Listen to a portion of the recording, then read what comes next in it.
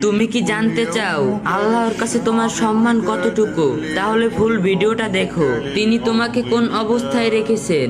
যদি দেখো তিনি তোমাকে তার জিকিরে মশগুল রেখেছেন, তাহলে জেনে রেখো তিনি তোমাকে স্মরণ করতে চান। যদি দেখো তিনি তোমাকে কোরআনের দ্বারা মশগুল রেখেছেন, তাহলে জেনে রেখো তিনি তোমার সাথে কথা বলতে চান। যদি দেখো তিনি তোমাকে ইবাদত অনুতপ্ত ব্যস্ত রেখেছেন, তাহলে জেনে রেখো তিনি তোমাকে তার কাছে টেনে নিয়েছেন। যদি দেখো তিনি তোমাকে দুনিয়া দিয়ে ব্যস্ত করে দিয়েছেন, তাহলে জেনে নাও তিনি তোমাকে দূরে ঠেলে দিয়েছেন। যদি দেখো তিনি তোমাকে লোকজনের সাথে মশগুল বানিয়ে দিয়েছেন, তাহলে জেনে নাও তিনি তোমাকে অপমানিত করছেন। যদি দেখো তিনি তোমাকে কোরআনের দ্বারা ব্যস্ত রেখেছেন, তাহলে জেনে নাও তিনি তোমাকে কিছু দিতে চান। অতএব সবসময় নিজের অবস্থা দেখো তুমি কোন কাজে মশগুল।